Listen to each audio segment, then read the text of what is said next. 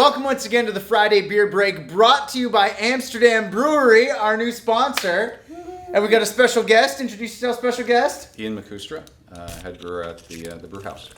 Which is brand new, down on Queens Quay. Was it like 246 or something like that? Yeah, 246, right on the water. Hold, I got it right? Yeah.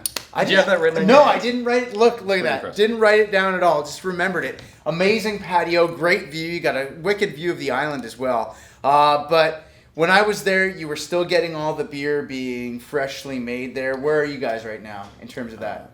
All the tanks are full. One of the first beers is going on next week, Dog Bolter, hoppy brown ale. So Now I'm pretty excited. There's all kinds of beer there that you can't get anywhere but there, right? Yeah, that was kind of the idea.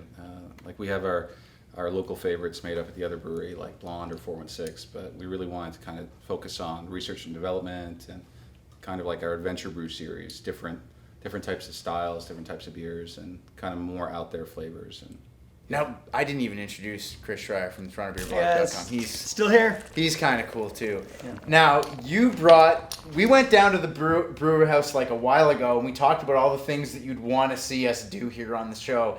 And this was the first beer that you mentioned was the de Wallen. What is the story behind here? yeah, I'm super excited about this one. And actually, I found out yesterday that it's going to be in the LCBO in a couple of weeks. Nice. So, yeah. So everybody gets to hugely enjoy exciting. this. Yeah, it's pretty limited though.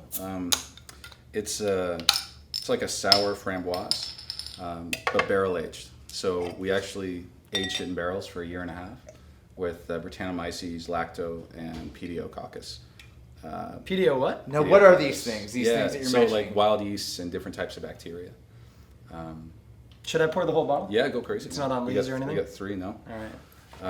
So basically, like all 3 of those add different flavor elements to the beer, but it takes forever. Like you're talking like 1.5 years just to get the flavors right. So this beer is like 2 years old. Almost, yeah, almost 2 years now. That's the first legit sour that we've done on a large scale. So yeah, I'm crazy excited about it, and yeah, it's great that it's actually hitting the LCBO. I think it's gonna be one of the first Ontario sours to be in the LCBO. So how long have you been doing this for, like making beer? 13 years now, but this type of beer only about 5 years now. Yeah. Now it feels like that a few years ago that was like nobody did anything but lagers, and now it's like there's this massive explosion where you're allowed to like do out there things and people are really excited about it. As a brewmaster, that must be like the greatest thing ever. It's amazing. Like you get to actually try new things and different styles that you might not have ever had a chance to brew before, and really kind of play with the flavors and build them as opposed to just putting together a quick recipe and pushing it out there. People are more willing to try different styles now. You can actually make like a living selling these types of beers now. Well, I was going to say Amsterdam as well. We got the pilot like 2 years ago, 3 years ago. Almost 3 now. So Amsterdam installed what's called a pilot brewery. So 1 heck, very small. Yeah, heck and a half. Heck and a half, so that's like 1,500 liters, right? Mm-hmm. Yeah, 1,500 liters. So it makes really small batches of beer, but what it allowed was for Ian and the other brewers, 150 liters. 150, yeah, not 1,500, could make like anything they wanted. And so you can't do that on a huge system because if you screw it up, you That's lose a so lot much of money beer. gone. It's a lot of But, money, yeah. but for sure. Amsterdam like stepped forward and was like, okay, we'll put in the small one and do lots of playing. And so like Bone Shaker came out of that, is that right? Yeah, initially. So did And Tempest. yeah. Bone Shaker's Market like Pale and- mythic now. Thanks, man. Like that's like Appreciate the that. beer that people talk. Is that your baby? Yeah, that was one of the first ones. So- Appreciate that. Yeah, so it's that sort of level of creativity and stuff. There are a couple of breweries that are into that now, but Oh, for for a big sure. brewery like Amsterdam to step out and do that, that's pretty sound. Well, we're going to be talking a lot about Amsterdam Brewery and the brew house specifically. In fact, next week we're actually going to start filming them at the brew house. Now, let's talk about de Wallen, starting with the name. Hookers. Yeah, actually, totally. Yeah. Like I've had the name for 4 or 5 years now, and just kind of been waiting for the right beer to throw it down on. Yeah. And And this one's red. this is it. This is Yeah. the red light district. Yeah. So red- for and those who don't Hookers, know, obviously. de Wallen is the red light district, the main Yeah. one in Amsterdam. And so if you even look on the label, there's like the Amsterdam style bike in the building with a nice red light on the label. It's very classy. Super classic. Super classy. So tell us about it. So we got framboise. You definitely got some raspberry to it. Yeah. So there's a ton of raspberries added.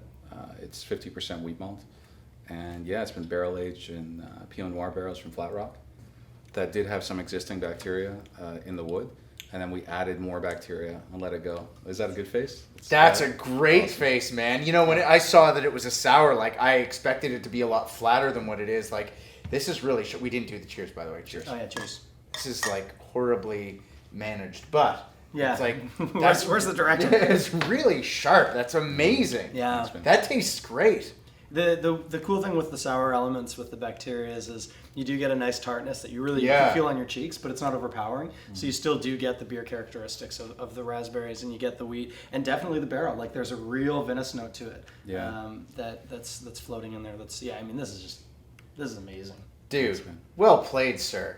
Fantastic. Yeah. So, before we move on to talk about the other beers that we're going to be sampling, what is it that you really want everybody to know when they come in to get the De Wallen? Like, is this something they go right to, or do you want them to warm up a little bit first? I think like before you go into it, know that it's definitely something that has a lot of different elements to it.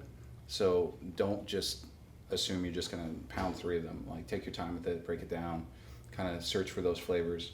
Because like Chris said, I mean, there's a lot going into it. I really like the whole the add-on that we use like a local winery, and a great one at that. And we got their barrels and put our beer in their barrels and kind of did something together that way. I got dig really that. hammered on a wine tour at Flat Rock, actually. Because It's a beautiful spot out there. they weren't giving us samples. They were like full-on glasses. And then they started feeding us. And then Yeah. you eat, and then you want to drink more. Yeah, I had to take an afternoon nap after going to that place. yeah. Great setting too out there. Yeah, I would say I've actually had a bottle of this at the brew house, and I was on my own. But even though it's a smaller bottle, I would say this is a perfect bottle to share with somebody. sure. Where if you're talking, you can kind of talk through what you're tasting, like we just did, and you might go, I taste oak, and the other person goes, well, I taste, and you can really work it up that way. I'm all for sharesies. So would you get this on tap, or does it only come in the bottle? We're gonna have it on tap. What are the Just for differences a couple between events. like what would the difference be between like drinking this out of the bottle and on tap? Would there be like a flavor difference? 'Cause sometimes there is. Yeah, not so much initially, but like a beer like this, you could lay down for 3-4 years, right? And it'll just keep going. That's the great thing about these bacterias and bugs, we call them. They just keep going, and they keep converting sugars, and they keep changing the flavors of the beer. So you can really get like these pretty unique characteristics and kind of watch it go. So if you grab a 6-pack, it's different every year that you try it, or every month, or every 6 months. Well, dude, thank you for coming on today. Thanks, man. I can't wait for next week. What is it you want us to drink next week? I think we're doing our Midsummer Saison next week, or Dog Bolter. It's one of the two. I love saisons. They're fantastic. As do I. Well, dude, we'll be at the Amsterdam Brew House next week. Go there, 246 Queens Quay West. It's an amazing patio, and it's an amazing summer.